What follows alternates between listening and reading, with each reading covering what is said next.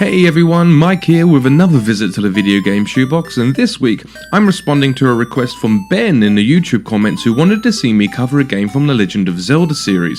So I've chosen a game that I haven't played since it was originally released for the Nintendo Game Boy all the way back in 1993. The Legend of Zelda: Link's Awakening. The Legend of Zelda is a long-running series beloved by millions of people across the world. The original game was released on the original Famicom and NES all the way back in 1986, and Nintendo has managed to keep it relevant all these years later by not being afraid to take risks and switch visual or gameplay styles, or allowing other developers to create spin-off but still canon portable titles such as Capcom, with the Oracle of Ages and Seasons games that appeared on a coloured version of Nintendo's portable powerhouse.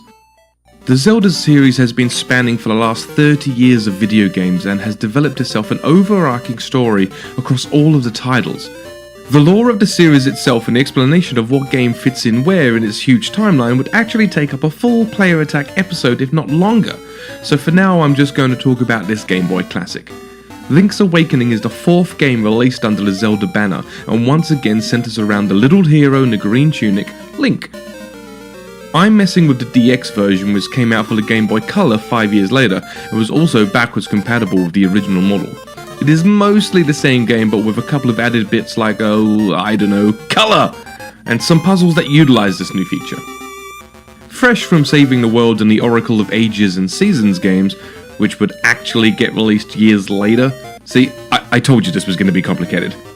Link is sailing away to hone his skills should the need for him arise again. However, a huge storm shipwrecks him on the mysterious Koholint Island, where he is taken to the house of Tarin and his daughter Marin to recover. Marin is fascinated by Link and the world outside of the small island, and tells Link that if she were a seagull, she would fly away and travel as far as she could across the sea. Eventually, Link recovers his sword, and the mysterious owl tells him that the windfish, Koholint's guardian, lies in slumber inside a huge egg and must be awoken in order for Link to return home.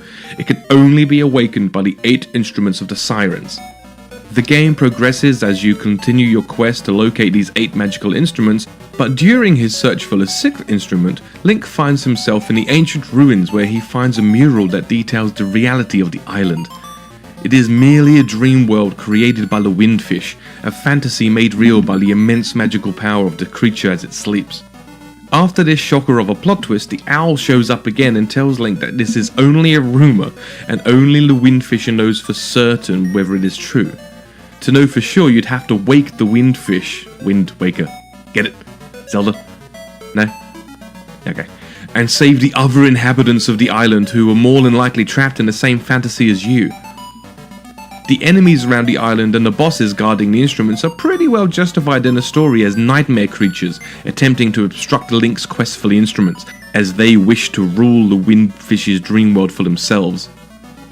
After collecting the 8 instruments from the dungeons across the land, Link climbs to the top of Mount Tamaranch and plays the Ballad of the Windfish. The egg in which the windfish sleeps breaks open and Link enters, but there is one last evil being. A nightmare that takes the form of Ganon, the series antagonist, and other enemies from Link's past, sort of like a greatest hits of Zelda bosses up until this point. Its final form is Deathy, a one-eyed, tentacled shadow. After Link eventually defeats Gethy, that bloody owl shows up again and reveals itself to be the windfish's guardian. The windfish explains that the island of Koholint is all Link's dream and that he is the one that must wake up in order to return to his world. When Link plays the Ballad of the Windfish once more, both he and the windfish awaken. Koholint Island and all of its inhabitants slowly disappear. Link finds himself lying on driftwood in the middle of the ocean, exactly where he was left at the beginning of the game after the maelstrom wrecked his boat, the windfish flying overhead. If you played the game very, very well and managed not to lose any lives during the game, Marin is shown flying after the end credits finish, either in the form of a winged woman when playing in the original black and white format, or she takes the form of a seagull if played with colour in the DX version. A surprisingly poignant ending with just enough foreshadowing for it to be both satisfying and dreadfully sad at the same time. Was Marin trapped in a dream in the same way that you were? Or was she invented by Link's own imagination in order for him to not go mad on an island he cannot escape and to keep him focused on his quest? Did I, by waking the windfish, kill Marin? That's it for this visit to the Video Game Shoebox. Join me next time when I'll be dusting off some more cartridges. Be sure to let me know in the comments or on Twitter any games that you'd like to see get a retro regression session on here. I've been Mike Nottridge, and I will see you next time. What's in your Video Game Shoebox?